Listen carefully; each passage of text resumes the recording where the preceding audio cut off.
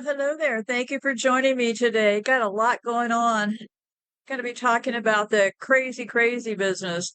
How did we get here? Well, it's an interesting story, and I have a lot of information to unpack. So let me get started with some odd things. In order to sell a cure, first you need to sell the disease. According to some research, pharmaceutical companies are medicalizing normal conditions, promoting non-existent diseases, and transforming mild problems into serious conditions that they claim need treatments.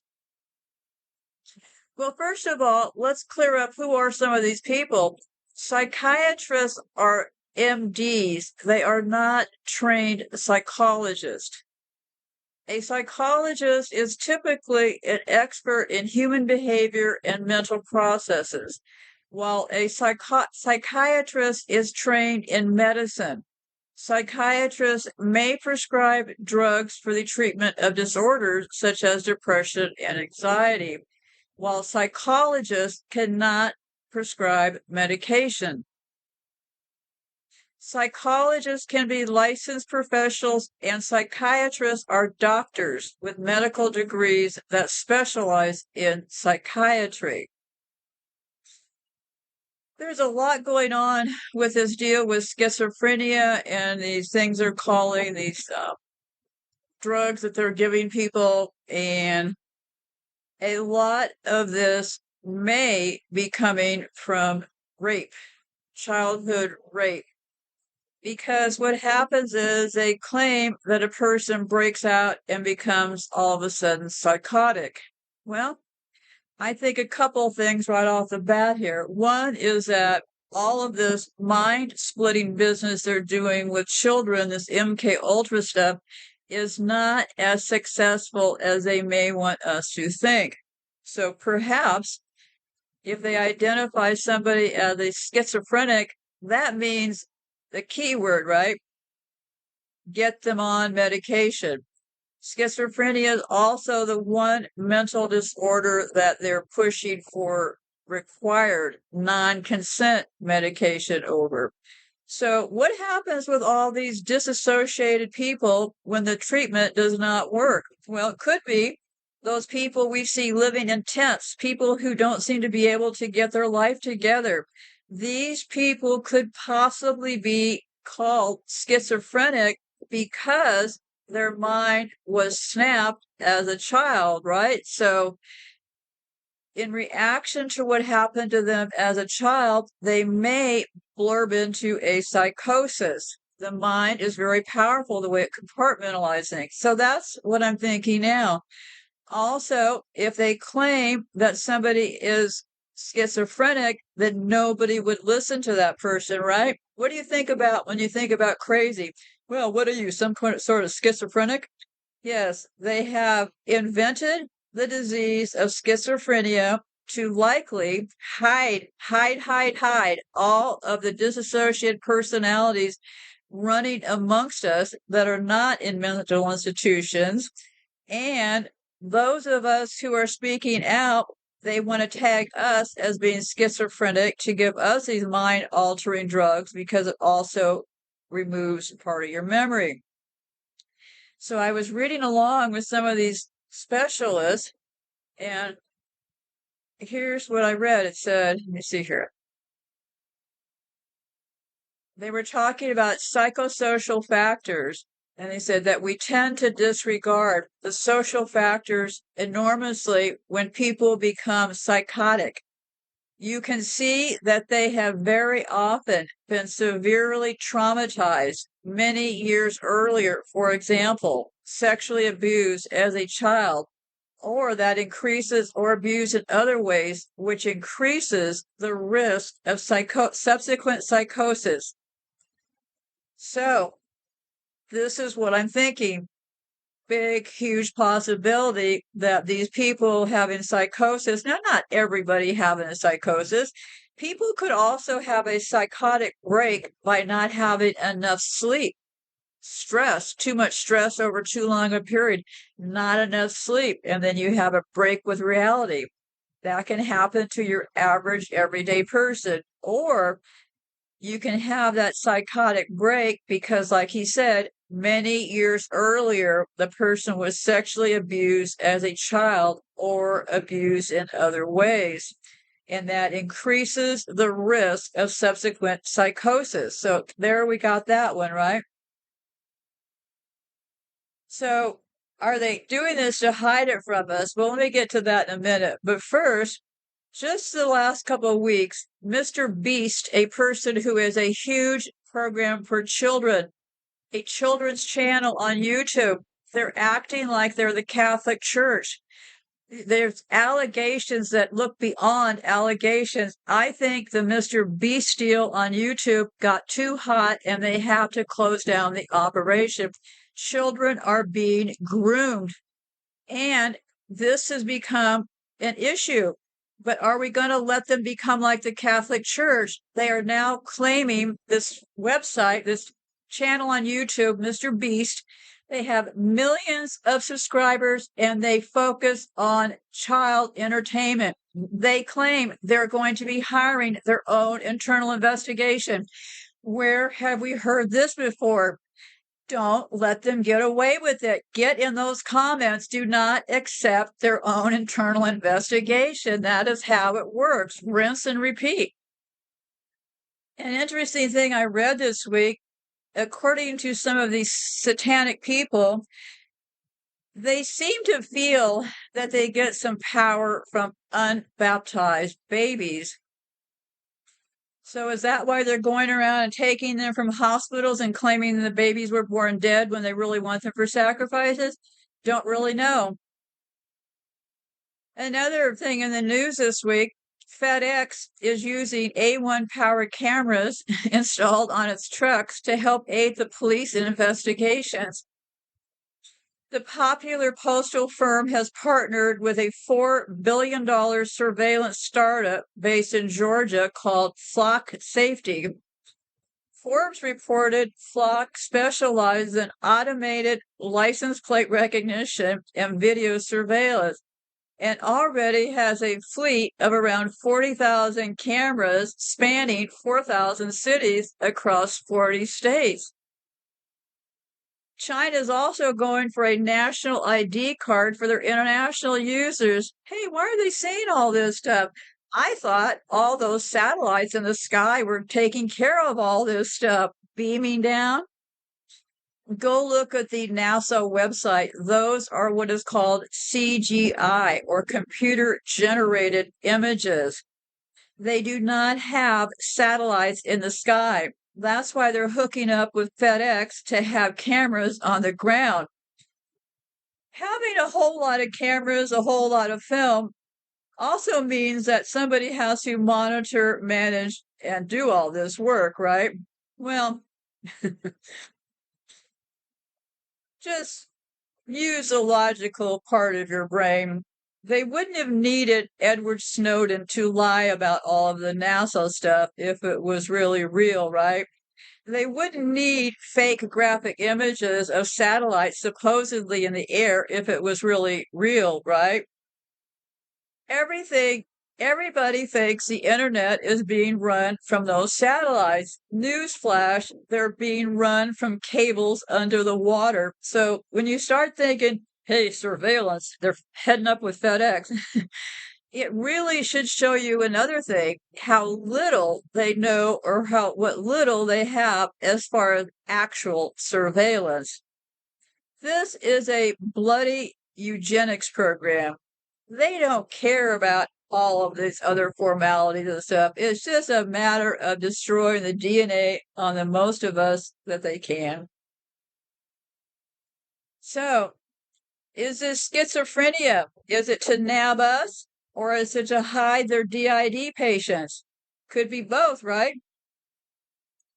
People get delusional. They get a powerful drug that knocks them out. They wake up after sleep. So what happens is, however you get delusional or psychotic from early childhood rape as one possibility, or let's say you haven't had enough sleep, you got a lot of radiation coming into your home, your brain goes ticky-ticky, right? Well, If they haul you off, they're going to give you a major sedative. It does nothing to deal with the psychosis. It is a sedative to knock you out. So a lot of these people, after they wake up, they really couldn't believe that they were that person racing around doing this stuff, because it likely had to do with something as simple as sleep or something like that, or some other traumatic event. They want to give us these drugs. Right now, Canada is giving a drug called Abilify without consent. If you go do your more research, you will also find that they're trying to get antipsychotics. That's the classification of drugs that these psychiatrists give to people they claim to have schizophrenia. And they're also claiming that they have the technology for an ingestible tracker marking chip to detect if you swallow the antipsychotics. So it's also interesting that this chip that they're supposedly developing, the drugs that it's for are the people with schizophrenia. Really, nobody else should have this chip, but only the people with schizophrenia, right? So why is it the only drugs with tracking chips are antipsychotics? Well, they don't have them in action now. They think they're trying to get them in action, but we have to ask ourselves, why those specific drugs are they interested in making sure that we swallowed those pills? Hang on a second here. I got to plug this in. I realize that I will be sorry if I don't plug my battery in now, so let me stop and do that. And full disclosure, I mentioned this in bits and pieces. I was also put on all of these medications. I was forced to take myself off. Would likely be considered an abnormal case because most people don't make it off of these drugs. I'll tell that story at some other point, but I was within 1 second of brain damage myself, and boy, were they mad. They really wanted to then convince me to take the electroshock treatment. So let me get going here. Keep going. So this is an interesting dynamic because we have all of these COVID people who likely had this disassociation thing happening to them as children, right? And I believe 100% is happening within churches. Now, is it happening with, like, let's say in Norfolk, Nebraska, this is actually a COVID. I think it probably happens like this. Probably the people that run the Lutheran church, the ones that also run the hospital, are likely the main COVID. I don't believe that every church in every town is going to be doing all this gang stalking. It's going to be one specific, likely COVID within your area. But what makes it interesting is that these people in these covens, there's also doctors in these covens, right? So the people in these covens are also getting hit with all of these psychiatric drugs and all these things that are being used to destroy the rest of us. Because, for example, the coven people next door to me, my neighbors, have now moved away, likely to protect themselves from the high electricity in my area. They are using the power company, and the area here is using high electricity hooked into my smart meter, along with transformers surrounding my property and my neighbors' properties, giving high electrical forces through my entire neighborhood. So let me ask you this. If my neighbors, well, most of them, one of them is still living over there, but the rest of them have left the area. So as COVID members, does that make them accomplices also to the murder that's going on against me, right? They're actively trying to murder me. So if my neighbors know the murder's going on and they choose to leave their residence because they know they're murdering me, does that not make them accomplices? Be careful who you align yourself with out there. Also, these doctors are within all these covens. I imagine they all work together. Like if you need a doctor, you probably go to the one who's in your coven, right? And in this case, it's interesting because the hospital is owned by the Lutheran Church. It also has a huge OB/GYN department. Where are they getting all those babies from? So in looking around at all this stuff with all this gang stalking and stuff, if you didn't hear my last show, this won't make any sense to you, and I'm not going to recap, so I'm not going to be able to help you. So I've been looking around at all these channels that are now talking about all the gang stalking business because, of course, they're also being infiltrated with people. What they're doing right now is they're talking about the people being stalked are being called the chosen ones. That is absolutely not true. The people running the covens consider themselves the chosen ones. But it's interesting because within their own group, the things I'll be talking about today with this psychiatric care and these medicines makes you kind of wonder how many of these people that are doing the gang stalking are also highly medicated themselves. Since most everybody in the United States is on some sort of medication, I don't think it's a stretch to think that most of these people that are coming after the rest of us are also getting these deadly medications. The eugenics is being carried over to them. See how it's working, right? So be careful who you align yourself with, right? So what they do, let me see.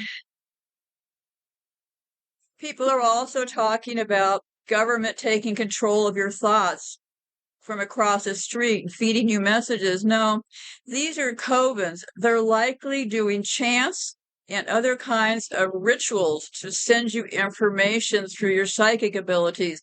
Stop giving them so much credit. The government cannot take control of your thoughts. When you go around and start talking about stuff like that, that's where you really enter the cuckoo lane, right? It is not true. They are using the simple, basic things like spells and chants to try to come against the rest of us, to feed us images into our psyche that we don't necessarily want. Simple solution, block it out. Just block it all out. So, because now they've gotten so many of them going, the victims are actually kind of gang stalking themselves, right? Because they're trying to enforce behaviors on the rest of us, but, their own doctors and their own groups are also giving them the same stuff. And also, their goal is to trigger us. In the last show, that person, Carl, from Norfolk, UK, he talked about being surrounded by gang stalkers. And he said, well, he grabbed a bat out of his car and they all fled. Do not grab a bat out of your car and go after these people. He is trying to convince you that that is a good idea. They always use this monkey see, monkey do psychology on us. The minute you grab a bat and go to try to fight back with these people, you will become the one in handcuffs. So, schizophrenia. Let's talk about what that is. I found this interesting quote. It says, if you talk to God, you are praying. If God talks to you, you have schizophrenia.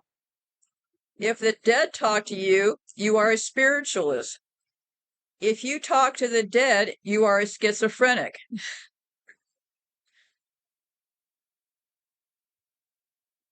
So I think everybody got tricked in the churches because I'm going to be reading this quote from this young person. And what I did was I just copied their transcript. And this is what they said. Churches nowadays are satanic. Church is nowadays practice witchcraft. And that the head lady was a witch. And that's crazy because he spoke in tongues, which were demonic, and the Bible even says not. Everyone that says, Lord, Lord is of me. Even the devil disguised himself as an angel of light. So the people that be in the church, they can know the word of God. They can evangelize, but the devil knows the word of God. You understand what I'm saying? The devil is a copycat.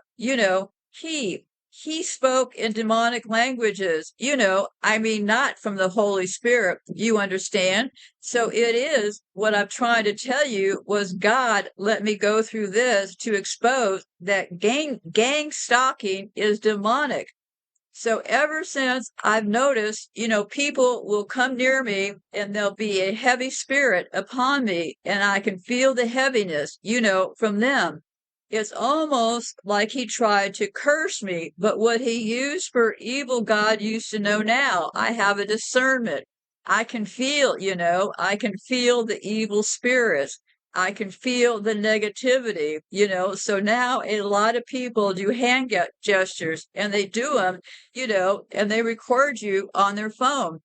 They'll speak evil over your life. But yeah, the gang stalking has increased since then. So anybody that wants to understand what the root cause of gang stalking is, it is satanic.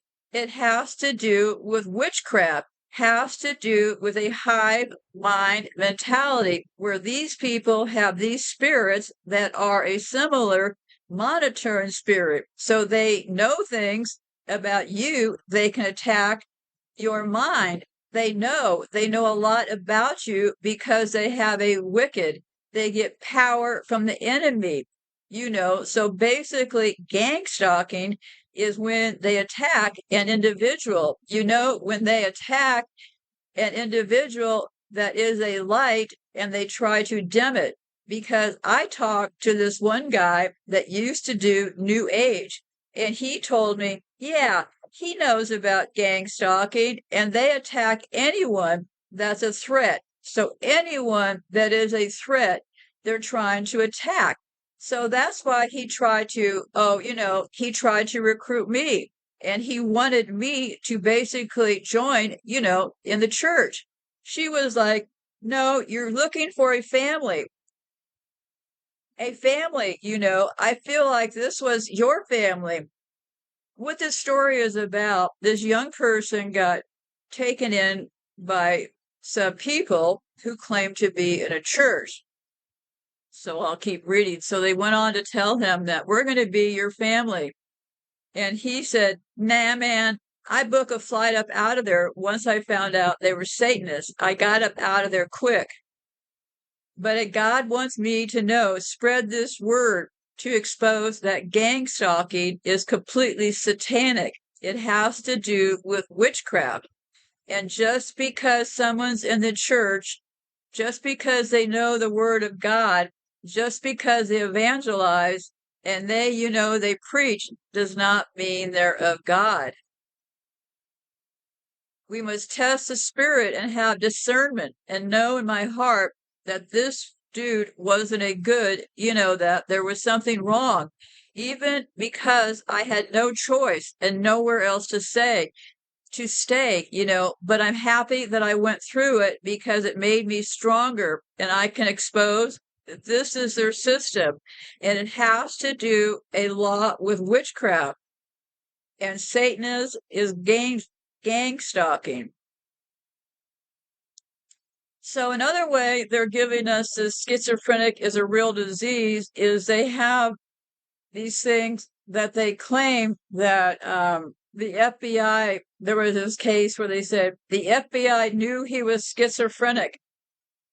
So underneath his condition, he's a sweethearted person, and we're extremely shocked that this event happened. However, what truly has us flabbergasted is the fact that the FBI knew he was schizophrenic. Yes, because they have access to those mental wards. That's where they get these. A lot of these people, they'll just stalk you, get you in a mental ward, and then stalk you afterwards. So a lot of ways they're giving us these ideas that these schizophrenics are somebody that we all of us, everybody must just be in extensive fear over this, right? So Because who are the gang stalkers? I'm guessing they're likely from one main church in your area. Probably not going to be every church, because just think about it this way.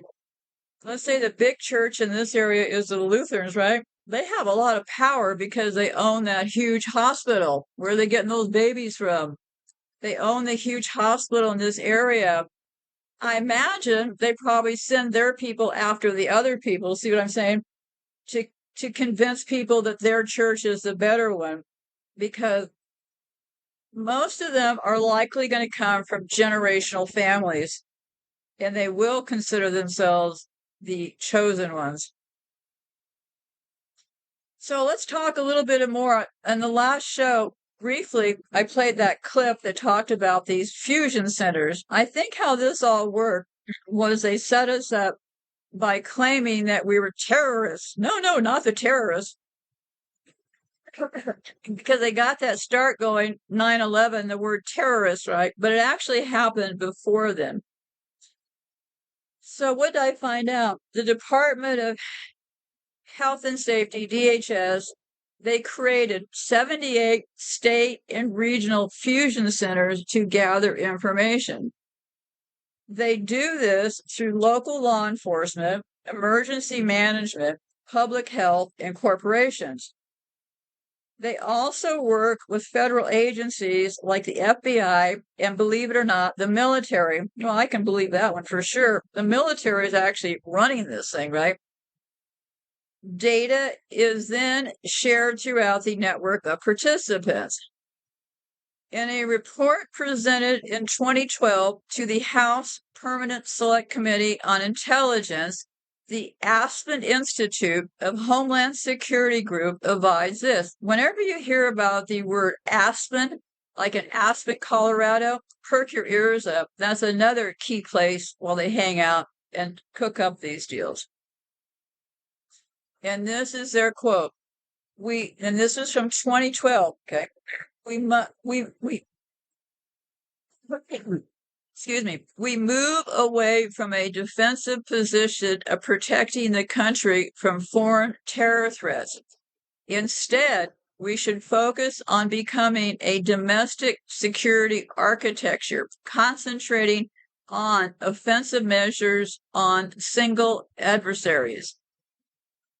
Domestic offensive, to me, that translates to targeting citizens. This report suggests that the mechanisms created in the wake of 9/11 be refocused to include drug cartels, organized crime, and a more inclusive approach, or what is described vaguely as emerging adversaries within our borders.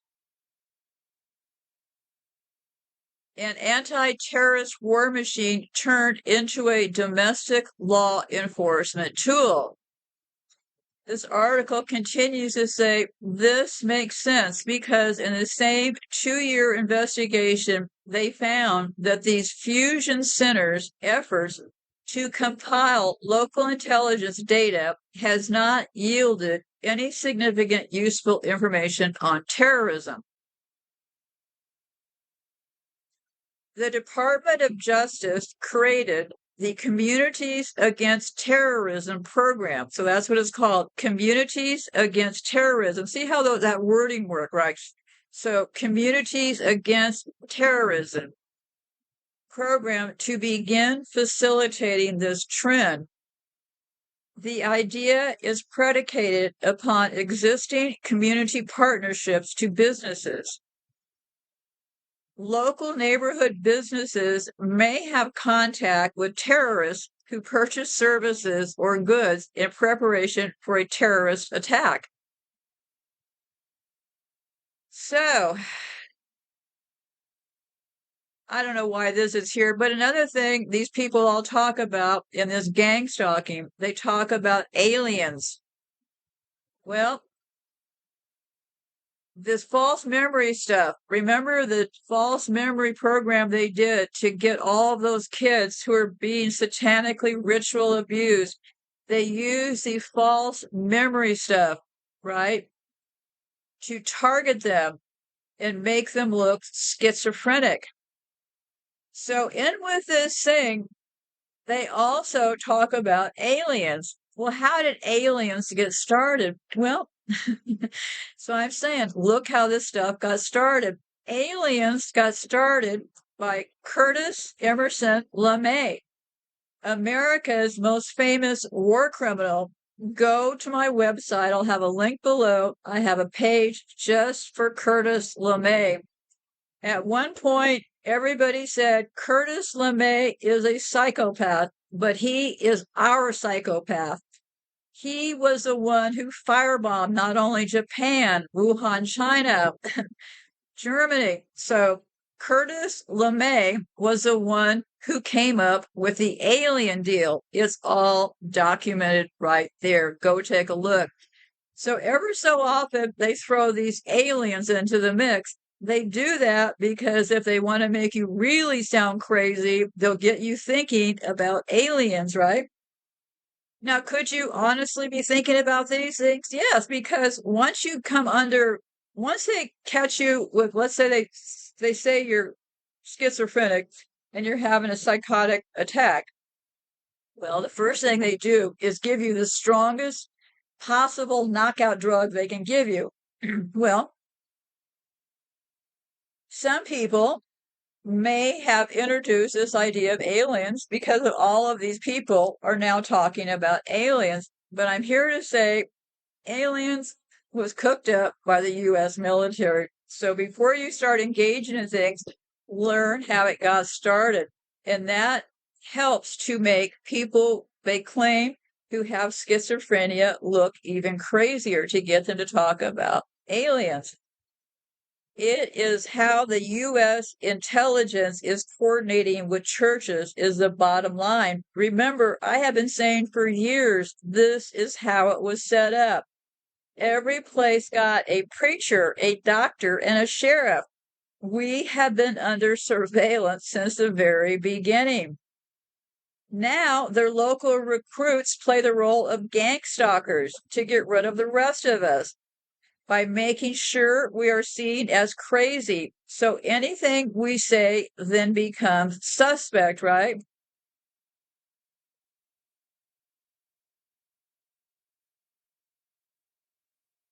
It got started in 2001 when President Bush signed the USA Patriot Act on October the 26th, 2001, which allowed covert searches to be made to avoid alerting suspects in terrorism cases. So if you are suspected of being a terrorist, which is what they have handily used this program to consider all of us basically terrorists, right? So it allows covert searches to be made to avoid alerting suspects. So they don't have to tell you anything. The USA Patriot Act also made it easier to wiretap suspects in order to secretly monitor conversations. Are they going that far? I do not know. But they passed this Patriot Act that started these fusion centers and this whole deal going in 2001. Fusion centers are terrorism response and prevention centers designed to promote information sharing about potential threats between federal, state, and local law enforcement officers. They were started as a joint project between the Department of Homeland Security and the U.S. Department of Justice's Office of Justice Programs, and that was started. So the whole act got pulled off in 2001. They put in these places between 2003 and 2007. Because in 2003, that was after the 2001, right? The passage of the Homeland Security Act by Congress in November created the Department of Homeland Security, a standalone cabinet-level department to further coordinate and unify national homeland security efforts. And then it was the Department of Justice, the DOJ, the people that have in Washington, D.C., they created the Communities Against Terrorism program to begin facilitating this trend. The idea is I already read that part. Okay, so they started in 2001, so now we can see exactly how they did it. And I found this article that said, we're all terror suspects under the FBI's Communities Against Terrorism program. And so in 2015, they came up with all of these. In 2012, in response to 9/11, the FBI has issued approximately 25 posters in its Communities Against Terrorism program, which seeks to enlist local police, blah, blah, blah. What they're saying is they want to enlist local police and first responders as terrorism liaison officers to spy on citizens and report back to the FBI on potential terrorism suspects. What may be less well known is that the FBI distributes these posters in our local communities through the over 77 fusion centers nationwide to enlist the average citizen in reporting suspected terrorism activity to a fusion center tip line. The fusion center then takes and screens the tip. If the charge is passed on to the FBI, gets first choice on investigating the tip. If it does not take on the suspect, then the matter is left to state law enforcement. These one-page posters are distributed to the general public, hotels and motels, internet cafes, tattoo shops, banks, shopping malls, mass transportation, vehicle registration agencies, stores, airports, hobby shops, and paintball arcades, among others.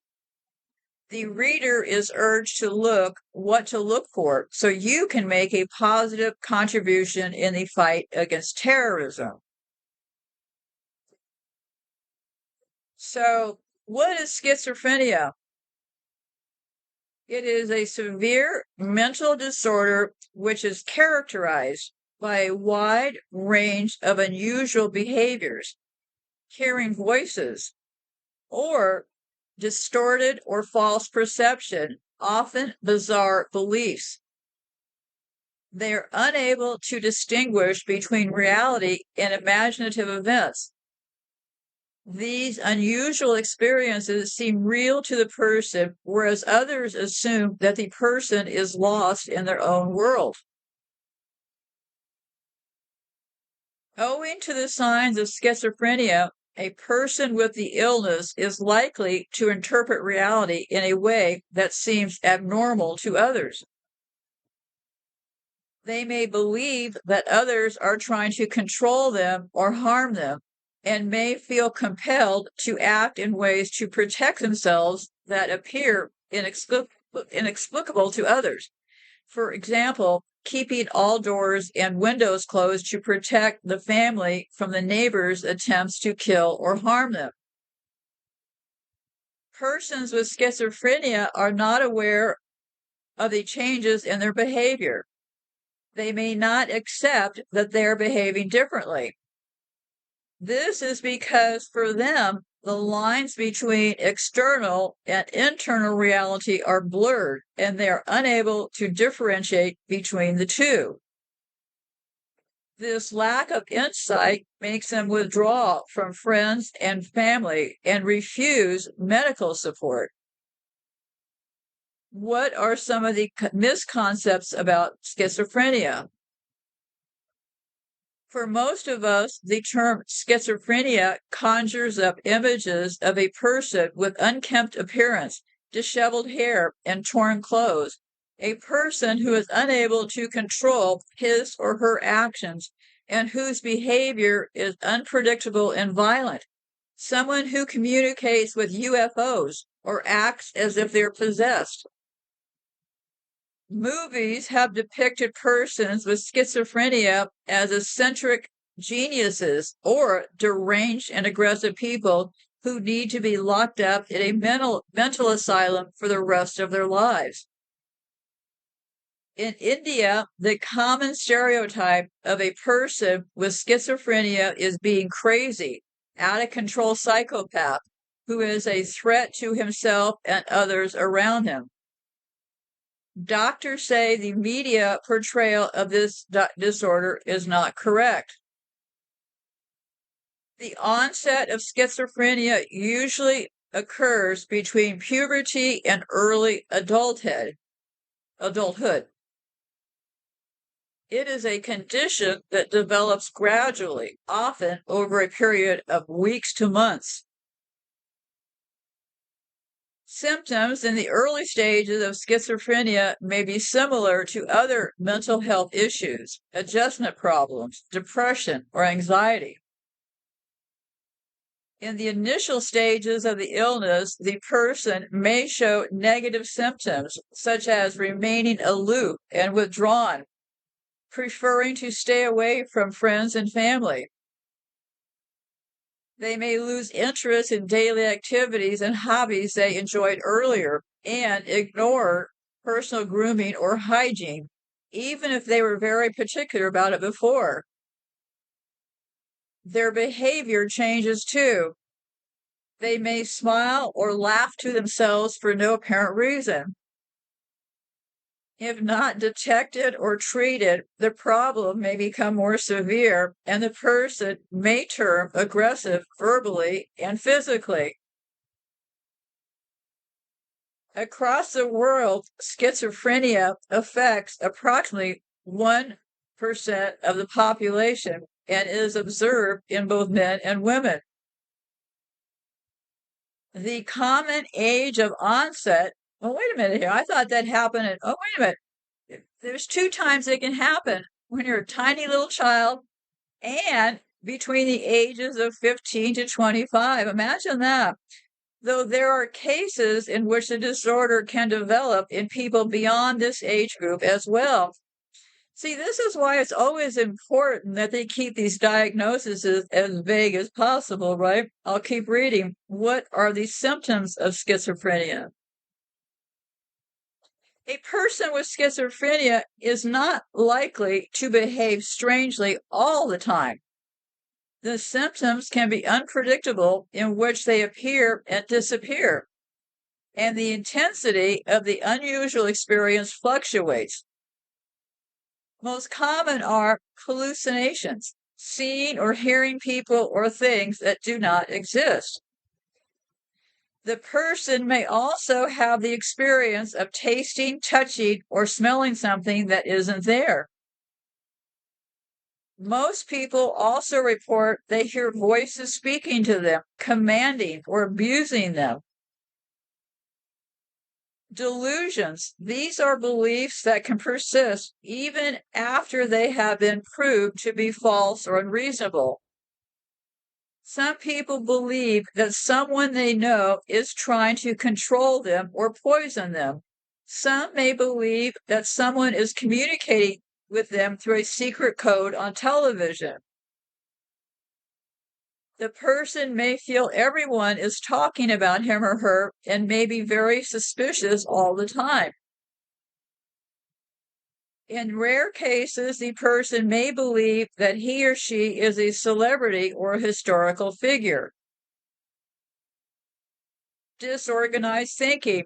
Sometimes the person is unable to think clearly. Their talk appears illogical, irrelevant, or disconnected, and this makes no logical sense to people around them. The person may stop abruptly before finishing a sentence, giving irrelevant answers to questions, or occasionally make up their own nonsensical words. Cognitive problems. The person's impaired thinking makes it difficult for them to focus on simple tasks for longer durations. The problem is seen in the early stages of illness, but family and friends may fail to identify the problem due to lack of awareness about the illness. The person may tend to avoid spending time with others. Instead, they prefer being alone. The term psychosis. What is psychosis? The term psychosis is used frequently when reference to schizophrenia and some other serious mental disorders. The word refers to a mental condition in which a person may lose touch with the reality, being unable to differentiate between real and imaginative events. This affects their mood and behavior, causing them to be withdrawn or depressed. A person with schizophrenia experiences hallucinations and delusions that cause fear, suspicion, agitation, and depression. A psychotic episode is an instance in which the person has strong delusions or hallucinations. The severity and frequency of these psychotic episodes may vary from one person to another. The person may also remain entirely unaffected or appear normal during other times. Sometimes the person may get violent or aggressive and be a physical threat to themselves or others. In such cases, the hospital allows caregivers to admit the person against his or her will. And this is in Canada with a magistrate's order. Medical researchers have not been able to find the exact causes of schizophrenia. Research now tells us that the disorder is linked to abnormalities in the structure of the brain. There are also some factors that are believed to put a person at a greater risk of developing schizophrenia. Genetic factors. Having a parent or sibling with schizophrenia puts a person at increased risk. A chemical imbalance in the brain, and we'll be talking more about that later. That's been the chemical imbalance in the brain has been disproven all over the place, but it is still pushed everywhere. Another abnormality, problems during pregnancy. The child may develop schizophrenia if the mother does not receive proper nutrition or is exposed to viral illnesses during pregnancy. Extreme stress and overuse of drugs and alcohol can worsen with existing symptoms of schizophrenia. So it sounds to me like, well, just about anything you do may lead you to schizophrenia. So then I looked at, well, how is schizophrenia diagnosed? There is no single test for diagnosing schizophrenia due to the range of different symptoms that can be seen in the patient. The psychiatrist makes a diagnosis after a thorough clinical examination. As part of the examination, the psychiatrist tries and unravels the changes in their behavior and biological functions like sleeplessness, lack of interest in eating or socializing. Information about the deviations in the patient's behavior is also collected from the family or caregivers, and this is part of the trick. What they do is they want to bring in your family. They did that to me. Now, only psychiatrists are allowed to prescribe medication, and I'll get more into this later, but I had an actual therapist. I was getting ready to make the biggest change in my life when I was going through that lawsuit against Intel. I was not rushing around morbidly depressed or anything. Anything that we do naturally, they want to claim it's some disease, right? So what they do is they engage your family, because this way, when you decide to go off the medication or anything like that, your family is fully engaged. And they 100% believe that the medication is the only thing keeping you sane. So just remember that when you hear these clips later on. And it went on to say, a person is diagnosed with schizophrenia only if he or she has exhibited a combination of the above mentioned symptoms for at least a month. If you suspect someone you know has schizophrenia, it is best to consult a doctor. There are other mental health professionals. Let me see here. Excuse me. There are other mental health disorders such as addiction, bipolar disorder, and depression that can be confused with schizophrenia because they can also cause delusions. So, addiction to alcohol, bipolar disorder, and depression can also cause delusions, right? And they went on to say only a psychiatrist will be able to accurately diagnose whether the person has schizophrenia or is suffering from another disorder. Now, keep in mind that when they first think you have these things, and the psychiatrist, the first time you meet with a psychiatrist, the meeting is usually about an hour, okay? After that time, you will only see that person who's making drastic changes to your medication. You will only see them for 10 or 15 minutes. So let's say the medication is causing you to have all kinds of things.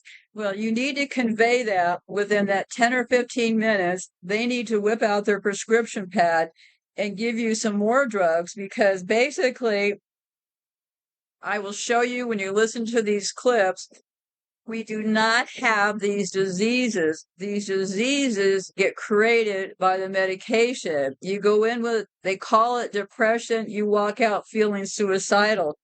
They are not trying to cure. This is about eugenics. So I need to take a break here, and I'm going to put this on hold. And before I finish, I'll have another segment, and then I have two critical clips that we'll be listening to. But before that, let me tell you what I have down below. I have a page from Psychology Today about, is the training of a psychiatrist more like a neurologist or a psychologist? I found a list of Nazi doctors. I believe this whole Aryan race, all of this stuff came out of Germany. All of this psychiatric care came out of Germany. That's where I think it all came, but still working my way for today. There was a movie that came out, a documentary called Medicating Normal. I highly suggest that you take a look at. I have the link. Two people will be speaking in these clips. One is a man named Robert Whitaker. I have a link to his website. Another is Dr. Peter Gøtzsche. I have his website. I have a link to that, that fake digital pill. I have a link to that. Evidently, this digital pill has been submitted to the FDA for approval, but from what I understand, it is not on the market. I also have links to what is a targeted individual, antipsychotic medications in your nervous system. The drugs they give schizophrenics come under the category, they call them antipsychotic, to bring you out of a psychosis, but actually all they do is knock you out. Just something to think about. I also have a clip about the shocking truth about schizophrenia treatments. Schizophrenia and dissociative disorders. What is schizophrenia? Management of schizophrenia. List of schizophrenia medications. There are 54 more common schizophrenia medications. I also have links to the shows that I've done about this electroshock therapy treatment. I did that recently. I found the link, so that's down below. I also did a link for the false memory syndrome. I think they're using this based on the false memory syndrome. And I also have a link to the show I did about Huxley. Huxley predicted that drugs would one day become a humane alternative to flogging. So this goes right along with all of that, right? So I have a whole bunch of links down there. Timeline of US spying, when speech becomes suspicious. They also always want to make movies about this. John Nash, they considered him like the most famous schizophrenic guy. I'll get to that in the next part. But anyway, so I have a lot of links to look down there for yourself.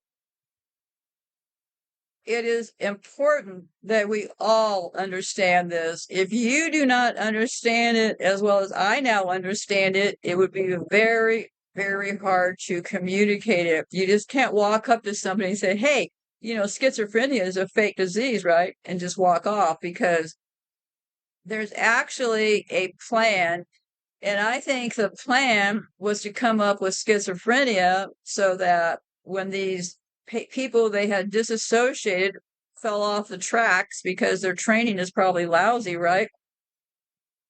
We can't assume that all of these kids that are getting their personalities split are getting their personalities really split. In most cases, they could highly be doing more damage than actually splitting their personalities and programming them, right? They're kind of acting like they're splitting all these personalities and things are going great. The snap of a command, you can get somebody to do something. I don't think that is necessarily reality. So I'll be back on the other side.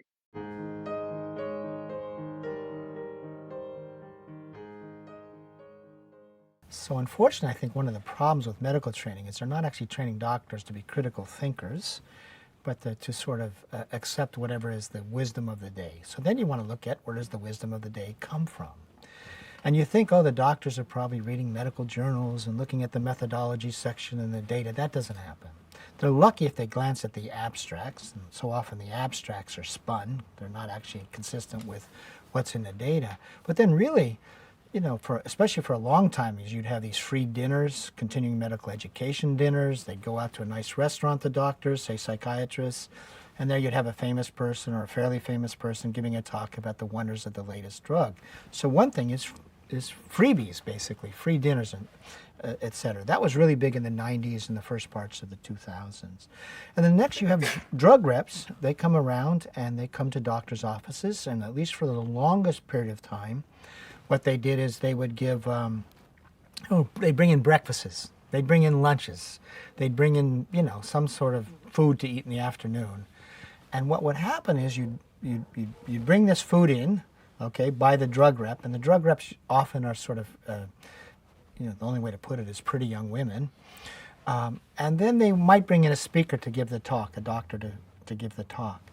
But what you have, therefore, is a method of disseminating information to prescribing doctors that involves, that's where they're getting their information from. It's from pharmaceutical companies, basically, pitching their product. And often they'll leave free samples, that sort of thing. And then, at least for a long period of time, high-prescribing doctors would be invited to, trips or sort of annual conferences, that sort of thing. So you see money sort of really governing medical education, continuing medical education, what doctors learn at their offices, what young residents learn. So money is greasing the storytelling at every step of the way. And it goes all the way from money greasing what the academic psychiatrists say to what the ordinary doctor in his office learns about. So everywhere what you're seeing is a commercialized sort of presentation of supposed scientific information. And then, the other problem you do see, of course, is, well, you think the medical journals.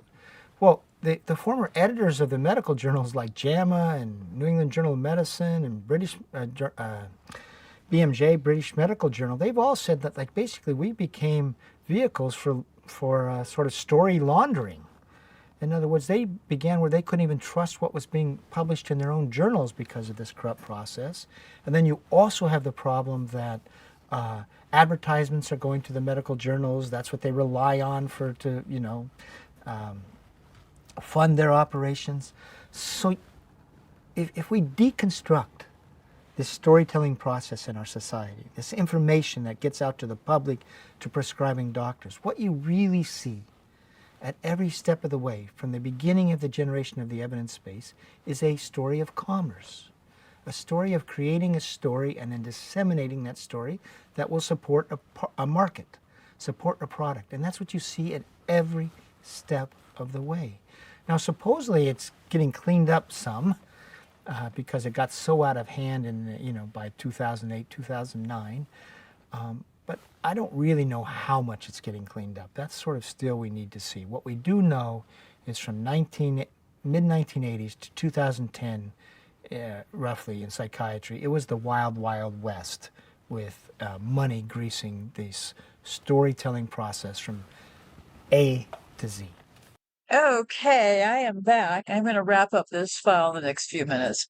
A couple of other things that people are talking about along with this gang stalking is they're claiming that it's due or direct energy weapons. A second here.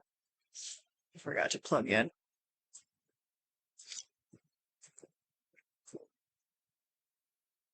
So people are thinking they're getting hit with direct energy weapons, likely of smart meters. They don't use direct energy weapons. The last time they claimed they were used was at Lahaina. As a matter of fact, the photos were taken from Vandenberg from the space program. So every time something happens, people come out of the woodwork claiming that it's direct energy weapons or do, and it absolutely is not. More likely is those pulsating smart meters. Talked about that recently. Those smart meters pulsate thousands of times in our life. And also by reading the comments, I would suggest on these clips that I'll be playing next, read the comments, listen to what people are saying. A lot of people have been victimized by these people. So keep it simple and keep it to the facts. When you start throwing in things like it's aliens and it's zapping us from the sky, you start to lose everybody's attention. And that is the point. They want to introduce those things so people will sound crazy, right? And what a disease it is. Has so many variables, like the onset can be, well, when you're young. Oh, it can be when you're old. Oh, wait a minute, it can be this. Schizophrenia is described as a neurodevelopmental disorder with no precise boundary or single cause, and it is thought to develop from gene-environmental interactions with involved factors. The risk factors are complex, as numerous and diverse from concept to adulthood can be involved. A genetic predisposition on its own. So they don't really know, now do they? They say the genetic component means that prenatal brain development is disturbed, and environmental influence affects the postnatal development of the brain. Evidence suggests that genetically susceptible children are more likely to be vulnerable to the effects of environmental risk factors. They claim that it's hereditary in 70 to 80%, which implies that 70 to 80% of the individual differences in risk of schizophrenia are associated with genetics, but they don't know any of this stuff, right? They say these estimates vary because of the difficulty in separating genetic and environmental influences, and their accuracy has been queried. The greatest risk factor in developing schizophrenia is having a first-degree relative with the disease. The DSM-5 indicates that most people with schizophrenia have no family history of psychosis. Results of candidate gene studies of schizophrenia have generally failed to find consistent associations. Environmental factors, each associated with a slight risk of developing schizophrenia later in life, include oxygen deprivation, infection, prenatal maternal stress, and malnutrition of the mother. A risk is associated with maternal obesity, So, yeah, lots of ways you can get schizophrenia, right? They claim that half of those with schizophrenia use recreational drugs, half of them, right? Including alcohol, tobacco, and cannabis. Use of stimulants such as amphetamines and cocaine can lead to a temporary stimulant psychosis.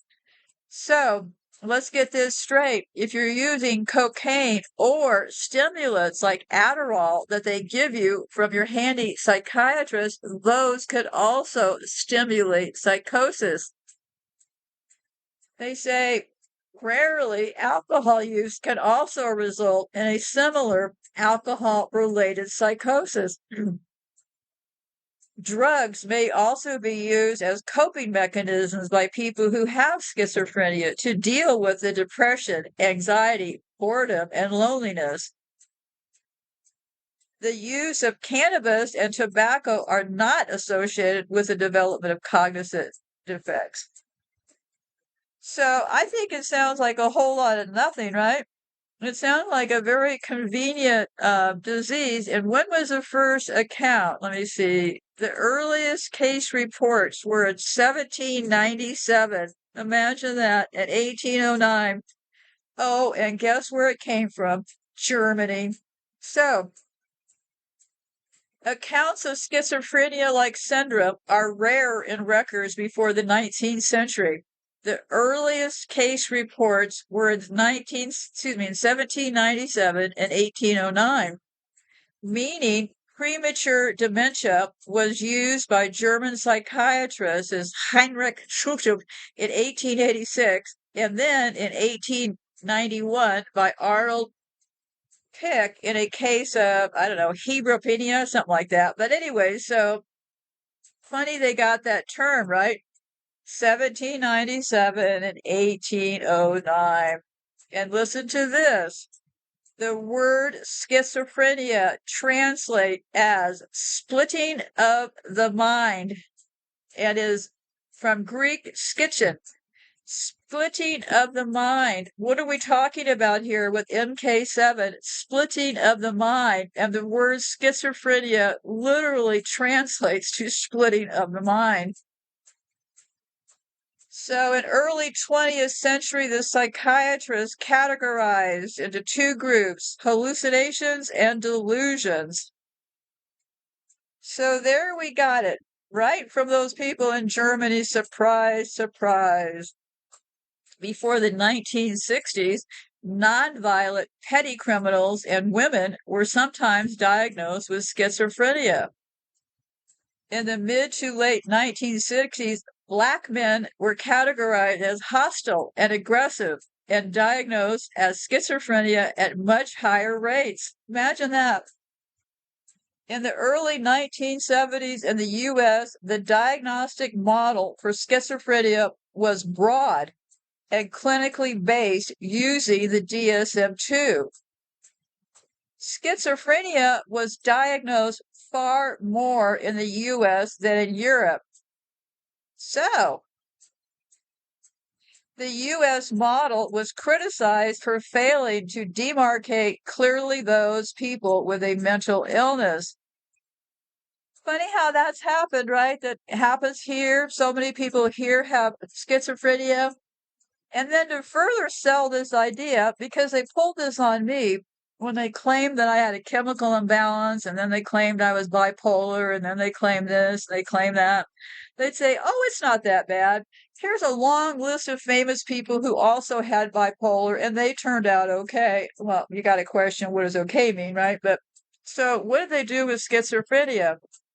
Well, media coverage, especially movies, reinforce the public perception of an association between schizophrenia and violence. A majority of movies have historically depicted characters with schizophrenia as criminal, dangerous, violent, unpredictable, and homicidal, and depicted delusions and hallucinations as the main symptoms of schizophrenic characters, ignoring other common symptoms. further stereotyping of schizophrenia included the idea of a split personality. So this idea of a split personality from schizophrenia, gee, this is looking more and more like those MK7 people now, isn't it to you also? So how did they sell this? There was a book called A Beautiful Mind, and it chronicled the life of a person named John Forbes Nash, who had been diagnosed with schizophrenia and won the Nobel Peace Prize. He won the Nobel Memorial Prize in Economic Sciences. The book was made into a film with the same name. An earlier documentary was called A Brilliant Madness. In the UK, let me see, it's 1964, a case study of 3 males diagnosed with schizophrenia who each had the delusional belief they were Jesus Christ, and they did a film about them also. So, they do a lot of things. For example, if you were to tell somebody, hey, you know those satellites up in the air, they're not real. Well, a lot of people might claim that you have schizophrenia, right? Because they believe the US government wouldn't lie to them, right? So if you start saying, well, you know those satellites in the air and those cables that bring us the internet, well, the cables come under the ocean, and those satellites up there, they're just computer graphics created by the CIA. See how this could all start to make you sound crazy, right? When in fact, the satellites in the air are not real. The internet comes from cables below the ocean. The USA never went to space in the first place. They claim they lost how they got there. So, but if you were to say any of these things, like, oh, we never went to space, people would say, you are crazy. How can you make a claim like this? See how it all works? So now they're getting everybody because they're always creating fires. What's going on in California? It is literally burning up. I've talked a lot about these direct energy weapon ideas. They really come from thermite, not from direct energy weapons. So in order to communicate this, have your facts straight. So now they've got people running around talking about they're getting hit from across the street with direct energy. They're claiming the government is implanting things into their brain. They're making up a bunch of madness when the reality is this. It is likely those smart meters that people think are those direct energy weapons. It has been one big lie. The United States is bankrupt. They declared every one of us citizens as enemies of the state in 1933. That has never been lifted. The USA is a corporation, 1871. It is not a democracy. The lies are huge. We never won the war. Electricity is harvested for free from the air. We're living in a cult, and we've been living here for the last couple hundred years. They even invented white people. Do I need to say more? That's where these Germans and all this Aryan business came from. And all this gang stalking, they want to be pulling a bunch of petty tricks to make us look crazy. What I suggest doing if it happens to you is just acknowledge it, nod, and keep moving. If they get a reaction, if you run after one of them, they want to do it even more. So that's how they romanticize these things and then start spewing out the lies. So I looked a little bit more into this Nash person, you know, with the beautiful mind. Well, okay. A Beautiful Mind was an American biographical film released in 2001 and told the story of American Nobel Prize winner John Nash, whose innovative work on game theory and mathematics was in many ways overshadowed by decades of mental illness. Parts of the film, which is set largely on the campus of Princeton University against a backdrop of Cold War intrigue, are seen from Nash's delusional perspective. In 1951, the Massachusetts Institute of Technology, or MIT, hired Nash as an instructor in the mathematics faculty. About a year later, Nash began a relationship with this woman, this nurse he met while he was admitted as a patient. See how they romanticize these things? While Nash is in some hospital going crazy, he has his kind nurse come and call on him, who he later marries. They claim they had a son called John David Steyer, but Nash left Steyer, let me see, when she told him of her pregnancy. So Nash wasn't a good father, right? The film based on Nash's life, A Beautiful Mind, was criticized because of omitting aspects of his life. He was said to have abandoned his wife based on her social status, which he thought to have been beneath him. Yeah, that's sounding more and more like these psychopaths, right? In Santa Monica, California, in 1954, while in his 20s, Nash was arrested for indecent exposure in a sting operation targeting gay men. Wonderful. Nash was secretly gay. Although the charges were dropped, he was stripped of his top secret security clearance and fired from Rand Corporation, where he worked as a consultant. Well, imagine that. Nash was working at Rand Corporation. Gee, let's think here for a second. Rand Corporation, Rand Corporation. My little brain. Who started Rand Corporation? None other than Curtis Emerson LeMay. When he left the military, Curtis LeMay started the Rand Corporation. And this Nash person just happened to have worked there, right? But somehow he was caught in some sting for indecent exposure. Well, either the sting was true or it's not, but they do target their own people. People are going to be pretty surprised down the road here when they themselves get targeted, because evil has to come packaged as help. They have sold a lot of people telling them that they are the chosen ones. And all they have to do as part of this chosen one thing is to be good coven members and go out and gang stalk the rest of us. So likely being done, these foot soldiers are coming out of these churches. I suspect they picked them up because they belong to the church and they're also trauma victims themselves. So with these churches and under the CIA and all these terrorism stuff, what they're doing is in these churches, and I believe it's likely just one per area, right? Because there's churches all over the place, but only one of them is going to likely be the headquarters for this. So all of these people that these churches are recruiting are being manipulated. And in these groups, they have doctors. These doctors are getting medications like everybody else. All of these people in these covens who think they're the chosen ones, they're eating the same rotten diet, they're taking pills. And I suggest you read the comments in these shows below to try to figure out who are the real victims here.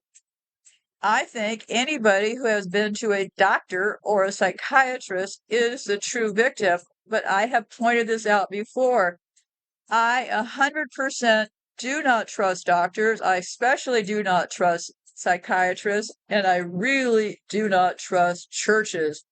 I stand by my earlier comments I made in the last few months. I believe the entire concept of a church is to have evil hiding in plain sight. That is as simple as it gets, right? Those churches, that Bible, all of that stuff was a major, major trick leading us up to where we are today, because those churches and all those fancy people and all those white coats, we gave up our basic rights to these people, and they do not operate by getting our consent before they do things. That's why they want to declare that we're schizophrenic and stuff, and that they must administer these deadly shots immediately to tone us down. A lot of people may never make it past that first shot. that is part of the plan, not the bug in the system. I suggest you think very, very carefully before you step foot into a doctor's office. But hey, I never wanted to be in a cult, never wanted to join one, and at my age, I'm certainly not going to be starting one. So I will be back with more after I absorb most of this. But yeah, that's where it's coming from. It's hiding in plain sight in those churches. They just convinced people that yes, it was pagan to start with, but no, they became Christian. It never, ever changed. So be safe out there. And the two clips that are going to be playing now will really help to explain how a lot of this has happened, because we must know how these things got started and how many among us got ensnared in this. I am likely one of the few survivor cases. I jumped ship about the time they were starting to get me with more medication, and I was actually at the stage of brain damage. Keep in mind, the reason they're able to entrap a lot of us is because they're ensnaring our families, telling our families that we're crazy. And then when anything goes wrong, they will likely report somebody saying, yeah, I got to talk to their doctor because I think they're off their medication. And their biggest fear right now is going to be that everybody believes, not everybody, but most people believe that if you're schizophrenic, you're going to become dangerous. So you need to be contained. So everybody will likely agree with getting you contained and getting that shot in you. Do not even attempt to go off the medication on your own until you're really, really thinking about it. I had to do it all on my own, and it's not easy. And it is also extraordinarily dangerous. So remember, look at each other with kindness. They sold us a bill of goods. They got other members of our family who should have been supporting us to actually believe these psychopaths. They invented these diseases to ensnare all of us. So be safe out there, and goodbye for now. And what are the main myths in psychiatry? Like this chemical imbalance causes mental illness, or drug treats these chemical imbalances? This is one of the biggest lies in psychiatry about the chemical imbalance. When people become depressed, it is almost always because they live a depressing life. For example, there was a patient who went to a psychiatrist, and then the psychiatrist said, "Oh, I want to prescribe to you depression pills." And then the patient got angry and said, "I don't need depression pills. I need a job." Yes. So that was why he was sad and depressed. So it is totally wrong to say that you are depressed because you have a chemical imbalance in your brain. This turns the attention to you and not to your living conditions. The problem is yours alone because something is wrong with your brain. This is totally, utterly wrong. There has been a lot of research into this, and none of it has ever documented that you become depressed or psychotic or get a diagnosis of ADHD because there is something wrong with your brain. You have a chemical imbalance. And it is a very harmful lie, because when patients think there is something wrong with their brain, and when they are sometimes told by their psychiatrist, this is like having diabetes and you need insulin, so then they won't stop with their drug. It will be difficult for them to stop because then they think everything will come back. Mm-hmm. Okay, so many patients go on for a lifetime on these harmful drugs. Mm-hmm. Mm-hmm. Yes, this is one of the main topics that when you debate with psychiatrists, they bring, like these psychiatric drugs are necessary for acute episodes in psychosis, for example, or long-term treatment prevent relapses, right? So what can you tell us about that? But these things are totally wrong. Mm-hmm. Psychosis pills, I don't call them antipsychotics, which is their usual name, because they don't really work for psychosis. Mm-hmm. What they do is that they knock you down so that you have difficulty doing anything. Just to read a book or live a normal life becomes difficult. So their original name was major tranquilizers. Mm-hmm. And this is really what they do. They knock you down. And they don't have any specific effect on psychosis. They work in the same way on you if you take them, or on animals. And they make it more difficult for people to ever come back to a normal life. So I know several psychiatrists who never use psychosis pills. They use psychotherapy, and psychotherapy has been shown to be effective in psychosis. And above all, what is most important if people have a psychosis is to use a lot of time to find out not the standard question, what is wrong with you, but what happened to you?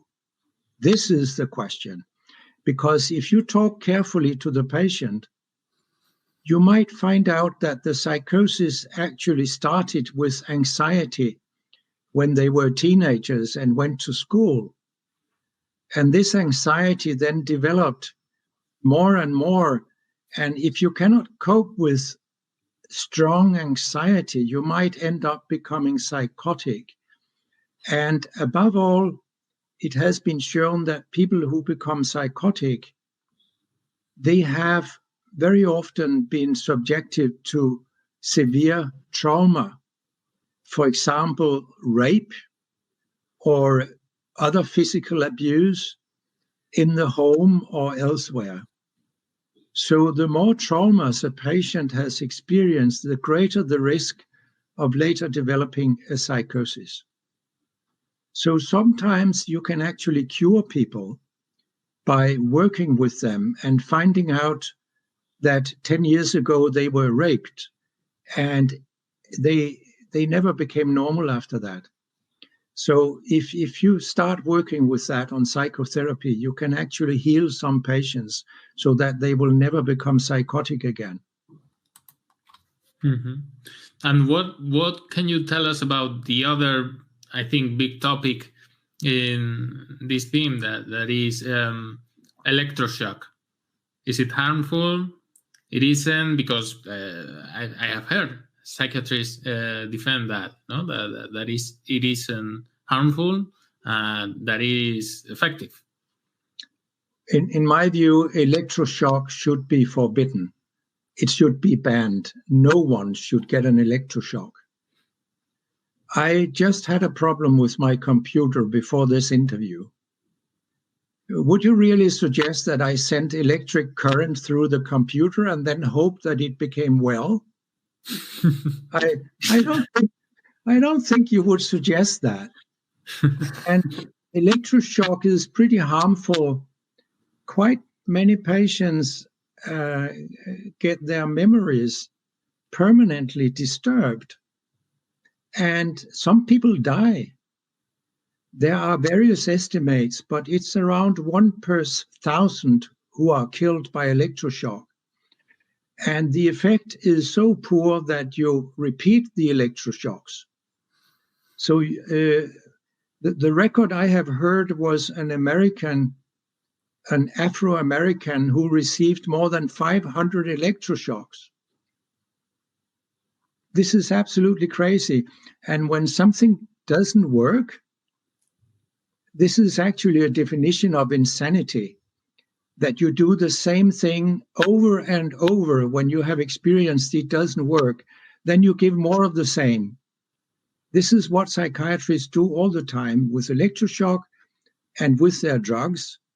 If a psychosis pill doesn't work, you increase the dose. And what does that mean? It means you increases the risk of killing your patient or causing permanent brain damage, because this is dose related. But it doesn't increase the chance of an effect. This has been shown in several studies. So all over psychiatry, people are doing the wrong things. And there is a lot of good research about electroshock, but the psychiatrists deny this completely. And they continue to say that electroshock can be life-saving. I have often asked psychiatrists, where can I see the documentation that electroshock has been life-saving? They don't have any. And once I was asked at a meeting what my opinion was of a woman who was deeply depressed, and then she got an electroshock, and then she suddenly asked for a cup of coffee. Well, I responded that I once received a man when I was on acute duty at the hospital. I could not contact him, so I needed to rule out meningitis because this is very dangerous. So I tried to insert a needle in his back in order to get some fluid out of the spinal channel to study this fluid for bacteria and protein and glucose and so on. And I couldn't get in really. So I tried the needle several times and the man was totally unconscious. And then suddenly he shouted, stop hurting me with this damned needle. So then I realized he did not have meningitis really. So did I cure him with my needle? No, I didn't. But it's an anecdote that is similar to the woman who asked for a cup of coffee. You don't practice medicine based on anecdotes. You practice medicine based on science. But this is not what the psychiatrists do. They ignore the most reliable science they have. Mm-hmm. So with all of these controversies, or maybe I have to say lies, where does it all come from? What and what is the role of drug industry in psychiatry? Well, you will be surprised. There is a huge amount of money involved with cancer treatment. Newer cancer treatments, they sometimes cost millions for just one patient. The same in cardiology. Many procedures in cardiology are highly expensive. Many drugs are very expensive. So these doctors receive a lot of money from the drug industry because they buy them. They buy their opinions. They buy their loyalty. Now, you will be surprised to hear that no specialty receives more money than psychiatry. It is really incredible. Mm-hmm. And why? Why do you think it is this way? Of course, money rules the world, not only in America, but also in the rest of the world. And with money, you can obtain almost anything you want. Mm-hmm. And which are the worst practices you have seen or known in the psychiatric drug industry? And why do we use drugs for treating people if they don't cure? They only attenuate the symptoms. Well, the whole specialty is totally rotten. So there is no chance of reforming psychiatry. You can't do that because the people who are at the top in psychiatry, they see it to their own advantage to let it be as it is. And if you're a junior psychiatry in training and you don't repeat all the lies and wrong ideas that your seniors have, you won't have a good career in front of you. So they get indoctrinated. And after some years, they forgot their criticism and they become like the rest of them. So if you have a rotten house, it doesn't really help to call for people to repair the house. You need to tear it down and build a new one. This is where we are with psychiatry. The whole specialty is so totally rotten that it should be stopped. Now our next presenter is Robert Whitaker. Welcome. From United States of America. He is an internationally recognized journalist who have published books and articles which have challenged some of the most lasting and widely accepted assumptions about pharmaceuticals and their long-term impact. Welcome. It's a real pleasure and an honor to be here, and I want to thank Hannah and Karina in the Extended Therapy Room for having me here. I can't even know the number of times I've been to Sweden now, but it's really nice being back here and seeing so many familiar people. It feels almost like a homecoming. And I have to confess that even though I've been here like 6 or 7 times, I still only know one Swedish word well, and that's skål. But it gets me by. Here's what I'd like to do today. So we've been talking, the theme is risks of drugs and alternatives. And so one of the thoughts is, well, alternative to what? What is the current paradigm of care that has been driving? We as a society have organized our care around a certain story. And it's really a disease model of care. It goes back to 1980. That's when the American Psychiatric Association published the 3rd edition of its Diagnostic and Statistical Manual. And as part of that, it conceived of all these different psychiatric classifications, as Sammy said, as diseases of the brain. And then they began promoting this model, first in the United States, and it got exported around the world. And so we've now had experience with this model for 36 years. And here's what you find. You find that every country that has adopted this model, there's increasing number of people diagnosed, there's an increasing number of people treated, and the burden of mental illness is rising dramatically in every country that has adopted this model of care. So from a societal point of view, you can see a need to rethink that model of care and to seek alternatives. Now, one of the things that, we've heard some really great talks today, by the way, about different approaches, different alternatives, different way of conceiving of things, different treatment models, all really important alternatives telling of better ways. But in terms of alternatives that we need today, we also have to realize so many people are stuck within that other disease model of care. So for example, in the United States, we have a population of around 320 million people in the country. Any idea of how many people take a psychiatric drug daily?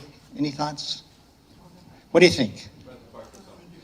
It's not far from 25%. It's over 20% of our population now takes a psychiatric drug on a daily basis. Among our kids, it's about 20% by the time they hit age 18 are taking a psychiatric drug as well. Now, it's happening, though, in country after country. In Sweden, I think you're above 10% taking a psychiatric drug on a daily basis. So one of the thoughts is, and this is what I hear a lot, is, well, how do I get off the medications? That's an example of an alternative we need. And here's the amazing thing. So we have been doing this. We've developed this model of care. We've been using these drugs as a society now for 50 years. And there is almost no research on how to get people off the drugs. And there are, at least in the United States, very few programs for helping people get off the medications. So what I'd like to do today is, in the language of the disease model, okay, is present a sort of scientific case for why we should have this alternative, why we need this alternative helping people get off, and some of the questions around, and again, this is within the disease model. Once you've been on the medications, what are some of the challenges to coming off? And this is going to be sort of using their research and their language, okay? So you're going to hear a disease model sort of approach to what's gone on and what is needed in terms of question and some of the research that is needed. So again, if you look at the disease model, their own research, here's what you find in terms of, now that we've been doing this for so long, in terms of the problems with psychiatric drugs. Part of the narrative, of course, is that they fix chemical imbalances, right? And that's a narrative that says you have something that is known to be wrong with you and you have drugs that fix it. But if you actually look at the research literature, which we'll do real quickly, you find this, when they investigated this, that they haven't found the chemical imbalances, but that the drugs, in fact, induce the very chemical problems hypothesized to cause the illness in the first place. So what you see, in fact, is if you believe in chemical imbalances, can be problematic, that the drugs do induce chemical imbalances. That's one problem. And then the second thing is the literature is becoming quite clear that over the long term, these medications, when you compare medicated people with a diagnosis and unmedicated people with the same diagnosis, the group off meds inevitably has better long-term outcomes. They're less likely to be symptomatic, they're less likely to become chronic, and they're less likely to have functional impairments. But if this is so, you can see why you now need to build in, for all those people on the medications and who want to come off, some sort of door out of the psychiatric system and off psychiatric drugs. So first of all, this chemical imbalance theory, where did it arise? It arose from understanding of how drugs act on the brain and not from an understanding of what was happening to people diagnosed with, say, depression or schizophrenia. So for example, if we go back to the antipsychotics, and you heard this a little bit in Gøtzsche's presentation, antipsychotics block dopamine receptors, okay? And you all know, I imagine, how neurons communicate in the brain. You have a presynaptic neuron that releases that molecule into a tiny gap between neurons, which we call the synaptic cleft. Then that molecule, like dopamine, binds with receptors on the receiving neuron, which we call the postsynaptic neuron. And we say that molecule fits like a key into a lock into that receptor. So what does an antipsychotic do? Antipsychotic blocks the receptors. It's like it gums up those locks, okay? So now the molecule no longer has receptors to bind to, so it thwarts dopaminergic activity in the brain. It thwarts the passages of messages along those pathways. So once researchers understood that's how antipsychotics work, they hypothesized, well, maybe schizophrenia and psychotic disorders are due to too much dopamine in the brain, okay? So the hypothesis is born from the action of the drug and not from investigations into what's actually happening with people so diagnosed. Now, the other part of the chemical imbalance theory comes from depression. So you look at the drugs labeled as antidepressants. What do? Well, they also interrupt this normal release of this normal sort of passage of neurotransmitter activity along serotonergic pathways. And here's how they interrupt that process. Serotonin is released into that synaptic cleft. They bind with receptors. That's how the message gets passed. Now, the brain has to have a way to end that message, okay, to make the message crisp. And the way the message ends is that molecule, serotonin or dopamine, is removed from the synaptic cleft. And it's removed in one of two ways. Either it's taken back up into the presynaptic neuron via reuptake channels, or an enzyme comes along, metabolizes that serotonin, and the serotonin is carted off as waste. So what they found with the initial antidepressants is that they either block that reuptake process, so serotonin or norepinephrine stays longer in the synaptic cleft, or they block the enzyme that breaks it down. Either way, those antidepressants block the normal removal of serotonin from that synaptic cleft. So they said, aha, it's upping serotonergic activity, okay? So maybe depression is due to too little serotonin. So this is where the chemical imbalance theory arose. It arose actually all the way back in the 1960s from understanding the mechanism of action of these drugs. So now they have to say, the next thing in any hypothesis is you now have to see, do people with depression have low serotonin before going on the drugs, okay? Because that would validate the low serotonin theory of depression.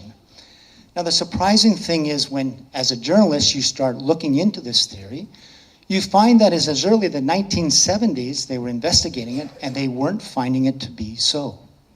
They weren't finding that people with depression prior to going on an antidepressant had low serotonin. And the amazing thing is, the low serotonin theory of depression really was falling apart by the early 1980s. And you'll see here this first quote. The NIMH is our National Institutes of Mental Health.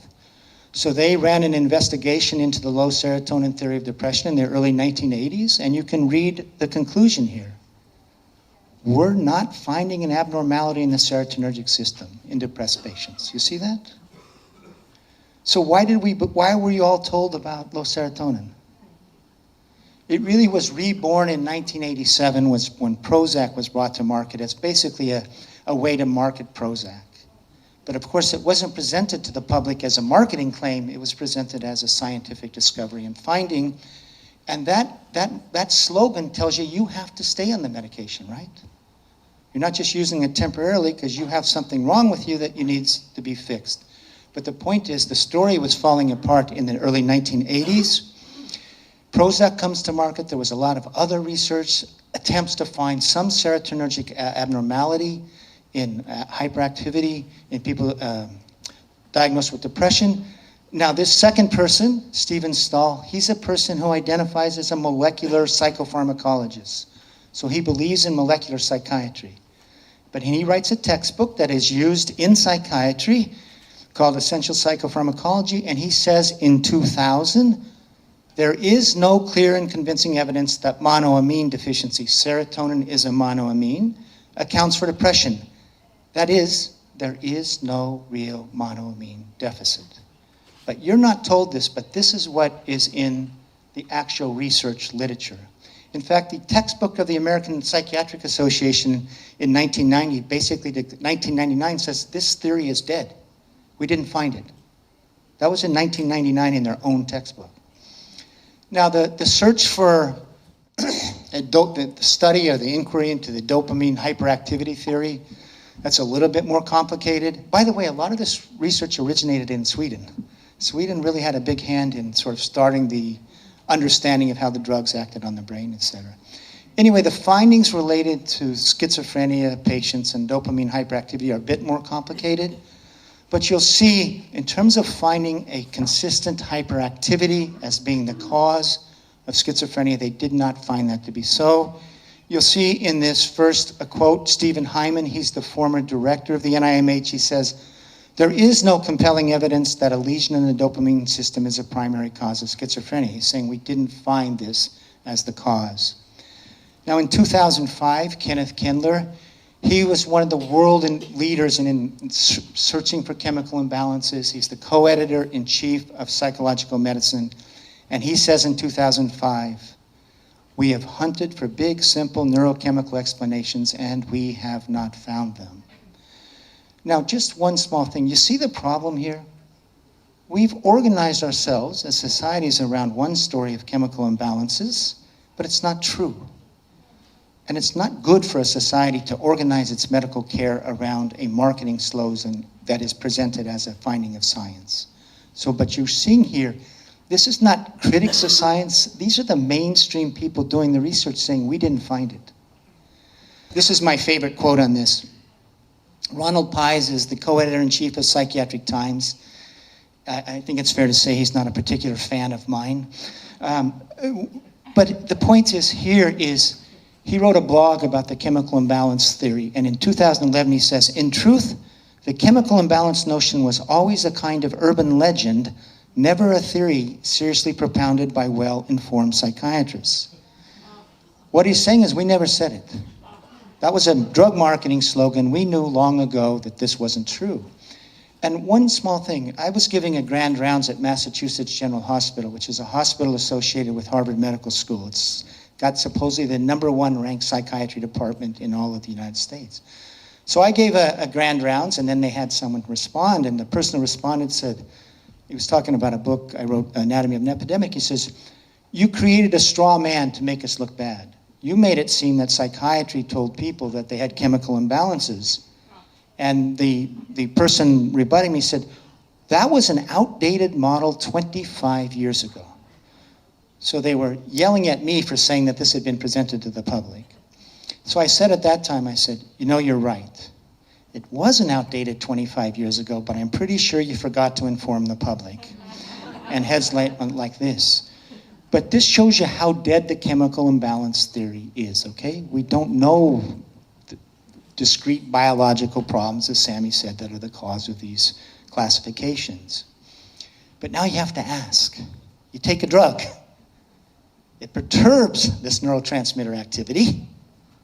And now how is your brain going to change or adapt to the presence of that perturbing agent?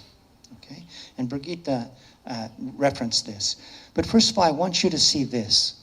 This is a paper written in 1996 by Stephen Hyman when he was director of the NIH National Institute of Mental Health. So this is our leading national, mental health psychiatrist. And he says, here's a paradigm for thinking about how psychiatric drugs work. What do? They perturb neurotransmitter function, they block receptors, or they block a normal reuptake process. They're blocking some normal activity. And then he says, in order to compensate for that blockade, your brain is going to go through adaptations trying to maintain a normal functioning. And for example, if you block dopamine receptors, what did Brigitte say? Your brain's going to increase the number of dopamine receptors. And you can think of it as in this way. The drug is acting as a block. So what's your brain going to do? It's going to put down the accelerator on that activity, okay? Antidepressants theoretically increase serotonergic activity, like an accelerator, so your brain is now going to put down the brake on serotonergic activity. And researchers say the brain is trying to maintain a homeostatic equilibrium, a normal functioning. Look at the third one. He says the chronic administrations of these drugs cause substantial and long-lasting alterations in neuronal functioning, and here's the key. At the end of this compensatory process, your brain is now functioning in a manner that is, quote, this is his words, not mine, qualitatively as well as quantitatively different from the normal state. So the drugs have been presented to us as normalizing agents, right? And they're actually abnormalizing agents. Now, just to go through this is just an example. I took this from a psychiatric textbook. This is normal dopamine function. Okay, before you go on the drug. And then what happens, you go on an antipsychotic, and you'll see that the antipsychotic is blocking receptors here. It's like gumming up those receptors, and the brain in response is now increasing the number of its receptors, okay? So this is the first part. If we think about now that we have 60 million people in the United States on these drugs, it's not that some abnormal function that's been normalized, we've created abnormal functions. And the irony is, if you go back to this, when they first discovered this, they did an autopsy with schizophrenia patients, and they were able to measure the density of dopamine receptors in the brain. This goes back to the 70s. And when they first found the higher density of dopamine receptors in people diagnosed with schizophrenia, they said, we've found the cause of schizophrenia. We found the hyperactivity. They have too many dopamine receptors. And it went out in New York Times, and it looks like we've found the biological cause of schizophrenia. They have too many dopamine receptors. But you had to review the paper. The researchers themselves said, we don't know if this is due to the disease or the drug. And later research made it clear it was due to the drug. So what researchers found is that the drug induced the very abnormality hypothesized to cause psychosis in the first place. With antidepressants, we hear that depression is due to too little serotonin, right? When you go on an antidepressant that increases serotonergic activity, what does your brain do? It has two compensatory adaptations. The presynaptic neurons put out less serotonin than normal. Okay, they're trying to put the brake on it. And the receiving neurons actually decrease their density of receptors for serotonin. So physiologically, you go on an antidepressant, it drives your brain into a sub-serotonergic state, okay? So, that's this summation. But now here's the amazing thing. As researchers have, away from the public, okay? They don't discuss it in the public. They don't even discuss it among themselves too much. But as they've looked at the bad long-term outcomes and the chronicity that they're seeing everywhere, they've said, why is this? And again, they're coming at this from a biological perception, okay? And now they're saying is, well, maybe the problem is this drug-induced oppositional tolerance. In other words, you go on a drug that blocks dopamine receptors, and you create a brain now with too many dopamine receptors, which is called oppositional tolerance, or etc. So what they're saying here, and by the way, this person used to be a consultant to Eli Lilly, all right?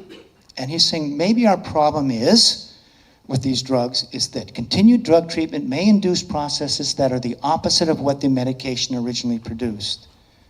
And listen, watch this. This may cause a worsening of the illness, continue for a period of time after discontinuation of the medication, and here's the final thing. You see this? So what I'm trying to show you here today is, within the mainstream biological literature, there's a worry that the drugs induce changes that are not so easily reversible, and they actually make you more chronic, okay? Just so you saw, this is a worry not arising from me, but from their own biological understanding of these, okay? So now, that's sort of the biology of this. Now let's just look at a couple studies that are actually showing the chronicity, okay, for psychosis and depression. And then we'll raise some questions about coming off. So the best long-term outcome study we have in modern times was done by Martin Harrow, a psychologist at the University of Illinois, and a psychiatrist named Thomas Job. And here's how this study was designed. It's a naturalistic study. They enrolled 200 patients from two Chicago area hospitals, one private, one public, because they want a diverse group of patients. And everybody is treated normally in the hospital. Everybody gets antipsychotics, okay? It's not a randomized study. Then they're discharged, and now he's just going to follow them. And this goes all the way back to the late 1970s, early 1980s. He's going to follow them up at 2 years, 4.5 years, 7.5 years, 10, 15, and 20. And each follow-up, he's going to see, are they psychotic? How are they functioning? And are they taking antipsychotic medications? Now, the hypothesis of this study was that the people who take themselves off medication are going to do poorly, okay? That was the expectation.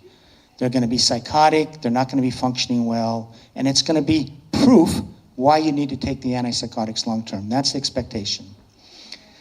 What's nice about this study, it's a young group. Okay, they're getting them early on in the course. You'll see half are on the first episode or first hospitalization, another one only, well, one previous, and they're only 23 years of age. So we're starting fairly early on in the course of treatment and seeing what happens to these people. By the way, he started with 200 patients enrolled. At 15 years, he still had 145 patients in his study. Anybody who's doing research with, quote, schizophrenia patients in the United States, if you have 77% of your patients 15 years later, that's a really low in terms of the number of people you've lost track of. So, what do you see here? He sort of presents his data in different ways, but one of the things he does is he looks at people by year 2 who got off medication and stayed off for the entire 18 years. And then he looked at people who were medication compliant, all right? So they took their medication all 20 years. And you'll see at the end of 2 years, and of this is in the group that is diagnosed with schizophrenia, which is 64 of the 145, and a 25 had taken themselves off medication. Anyway, you'll see that at 2 years, both groups are still psychotic. I mean, there's a lot of psychosis, including the group that's off medication. But what happens between year 2 and 4.5? It's only in this literature where you see this healing happening off medication over a longer period of time. We usually don't have this perspective. But you see this healing that's going on? Psychosis is abating in the unmedicated group. It's not abating in the medicated group. And this stays throughout. So what do you see here? Do you see effective symptom control with the drugs? You don't. In fact, what you see, as Harrow says, is some confirmation that the drugs increase the chronicity of the disorder. Okay? This is just cognitive function. You'll see that there's better cognitive function in the off-medication group at every time. Recovery rates, here's how he defined recovery. You had to be asymptomatic when he interviewed you. You also had to have good social work history. So to be in recovery, you had to be either in school or working at least half time, and you had to have some decent social life, okay? So it wasn't just the absence of symptoms.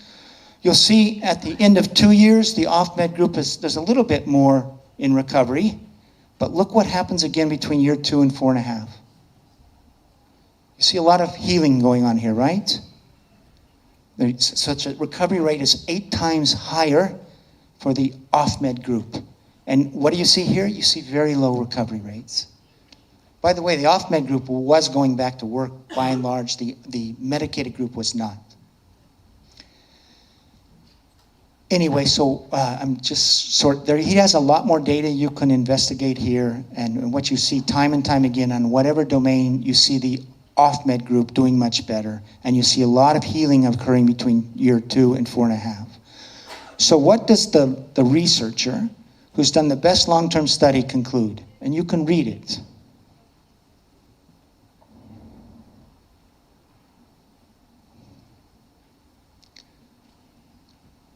Now, is this part of the official narrative that you hear? It's not, right? This is the problem, is because when they get outcomes like this, they don't talk about it. I'm talking about the institution of psychiatry, because if they start talking about this, it begins to challenge their entire narrative, which we've organized ourselves around. So one of the problems is we don't hear about this long-term outcomes. He has 81 people with milder psychotic disorders, and you'll see the same thing. It's the off-medication group that does better. Okay? And here's the most interesting slide of all from Harrow. So he ends up with 4 groups. He ends up with schizophrenia diagnosis on and off and milder disorders on and off, okay? Now, schizophrenia is a term that is meant to show a poor long-term prognosis, and people with milder disorders are expected to have better outcomes, okay? But look what happens here. So the best group is milder disorders off meds. Then the next best group is schizophrenia off meds. They're doing better than milder disorders on meds. But the people with milder disorders had a better prognosis at the beginning. They weren't seen as having as severe an illness. So why do you get schizophrenia off meds better than milder disorders on meds? One interpretation is, of course, is that the drugs are worsening outcomes. They're an iatrogenic agent on the whole over the long term. I don't really know of any other explanation. And here's what our lead researcher says about this, about his own data now. And just read it. I want you to read his words.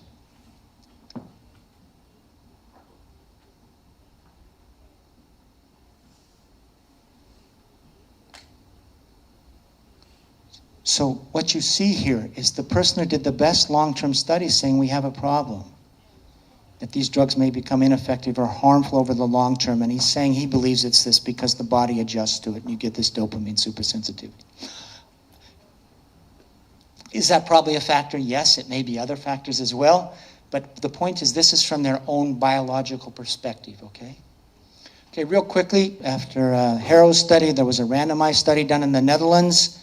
What happened here is he stabilized people on medications, and then he did a randomized study. Either people continued on the drug or they were tapered down either to a low dose or all the way off. And here's what he found in terms of recovery rates at the end of 7 years. The group that was randomized to the tapering discontinuation group had more than twice as high a recovery rate. You can also group his data this way because there's this moment of randomization, but then even within the different arms, some people randomized to regular treatment take themselves off. So now this is just grouping outcomes by whether or not they stayed on medication or got off or down to a very low dose. You'll see better symptom remission in the off med or low dose, better functional remission, 3 times as high full recovery. So this is a sort of a confirming study of what Harrow found. So what this wondering says in sort of very technical language, he basically repeats what Harrow said is we may have a problem, that these drugs compromise mental functions such as alertness, curiosity, drive, and aspects of executive functional capacity. So this is just part of a larger body of literature that shows, in my opinion, that antipsychotics on the whole worsen long-term outcomes. But by the way, there's a good news message in here, right? What's the good news message? you actually see a lot of natural recovery from these psychotic episodes. Real quickly with the antidepressants, it's a very similar story. If you go back before the antidepressant era, you see that depression was seen as an episodic illness, not a chronic illness. By the way, have you ever looked at discharge rates from hospitals before antipsychotics for psychotic patients? First episode patients? 75-80% got better in discharge in 12 months. So we remember that they couldn't get well until we got the medications. It's just not true. But anyway, what you see here is before the antidepressants were introduced, it was seen as an episodic illness. They start using the antidepressants, and right away you start seeing things. But yeah, my patients may be getting better faster, but they're relapsing more now. It may be causing a chronification of the disorder. You see this right away. There was a lot of studies that then began studying the course of medicated depression, and by 1999, depression, now medicated depression, is running a pretty chronic course. So the APA, the American Psychiatric Association, now confronts us. They said, we used to have studies showing people got well, and an episode of depression might last 3 months, 6 months. Now it's becoming chronic. So what's happening? And what the APA says, those old studies were flawed, and now we're discovering the true course of depression, that it's chronic. But what they're really seeing is the course of medicated depression today. And so this just tells you that the course changed from an episodic problem in the pre-antidepressant era to a chronic course. I'm going to run through this real quickly. This was a study done by the World Health Organization. They went into 15 cities around the world. And this study was meant to show that it's good to screen for depression and it's good to get treated for it. The way the study was designed, the World Health Organization investigators went into these journal clinics. They identified people who were depressed by their screening tools, but they didn't say anything. And then they waited to see if the GPs would diagnose the depression. And the thought was, if they got diagnosed, the depressed patients, and got treated, they would have better outcomes. And what they found instead was that the people who got diagnosed and treated were most likely to be depressed at the end of 1 year.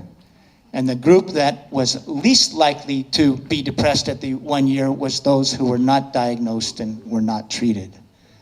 So this was actually supposed to support screening, and as the researchers said, this really doesn't support the value of screening. And this is what's a really interesting thing here. So one of the things they look at is the diminishment of depressive symptoms over time. Now you'll see both groups do have a diminishment in 3 months, right? But you see the difference? The unmedicated group continues to get better, whereas the medicated group stops getting better. All right? This is, I think it was Sammy was mentioning about real-world outcomes. So you get supposedly recovery rates in these short-term clinical trials. This is a study of what was happening to all the patients in the state of Minnesota who were treated for depression, and then looking at what happened at the end of that year. And you'll see that this is a huge study. We're talking about huge numbers of patients. Look how many are still depressed at the end of 1 year who are being treated. It's over 80%. And in the old days, if you looked at a group of patients who were depressed a year later, 85% would no longer be depressed.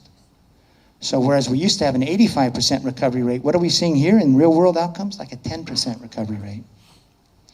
This is another study just showing that those groups on medication were more chronically depressed than those off.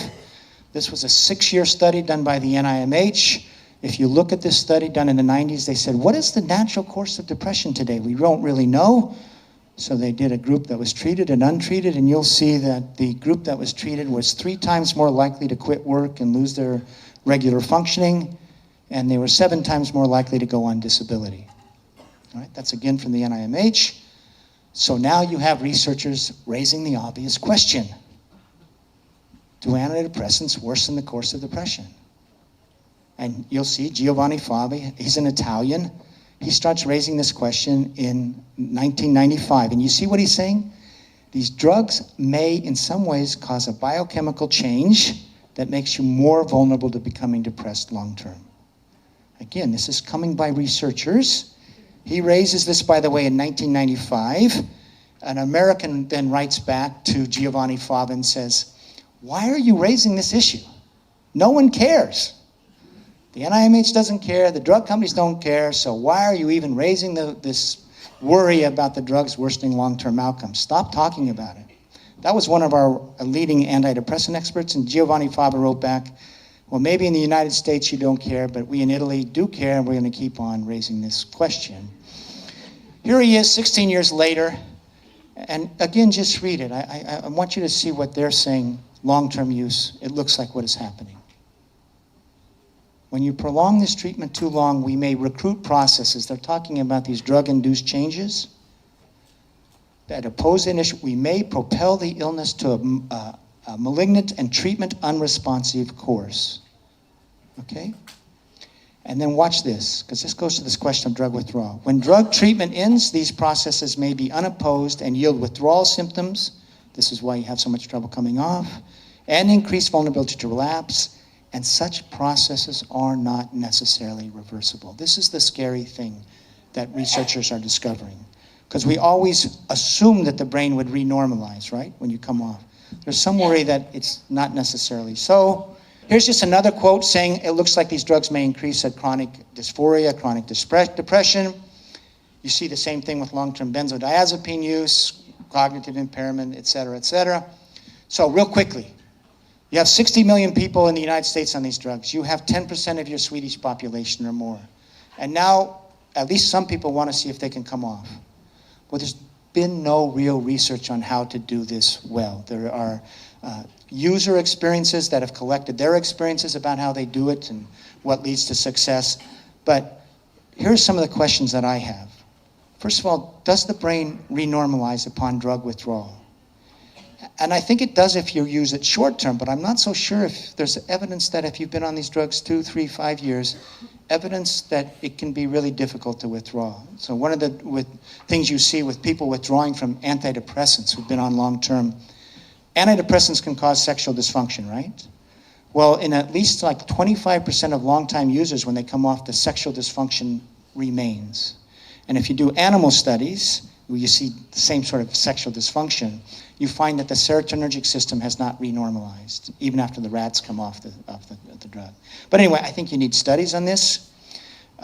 Then the question is, we heard from Brigitte that it may take 2 to 4 years, and that may indeed be so, but there really aren't good studies on how you maximize success. In other words, what should be the tapering protocols? What speed should be done? What should be the decrease? And you heard Karina say that yesterday there was a group that met and said we're going to create an institute for drug, studying withdrawal from psychiatric drugs, because it is a black hole. There's some experiential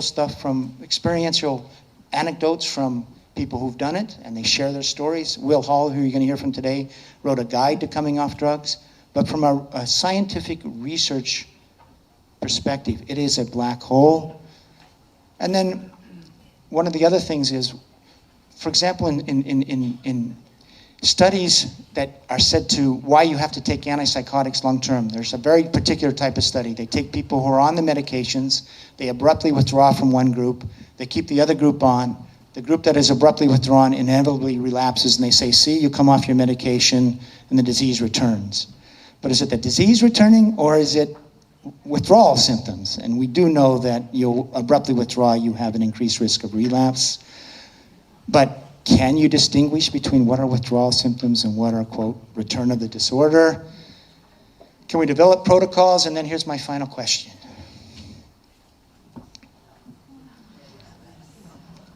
Because I think this is a betrayal of the public. If you're going to have a form of care that invites people on so easily, you have a little bit, there's no barrier to getting on the medications. You basically have a problem, you go to your GP or you go to your psychiatrist to say, here, take this drug, in the most easy fashion possible. So they built this big open door to going on the drugs, but they haven't even looked at getting people off. And that is a betrayal. And you see in their literature, they know it's a problem. And they have real worries about what's happening to the people's brain long term, and they're not addressing it. So one of the great things about being here is this is basically a community saying, let's think of these things, let's think of alternatives, and let's think about what we need to know. So it's a real pleasure being here. Thank you.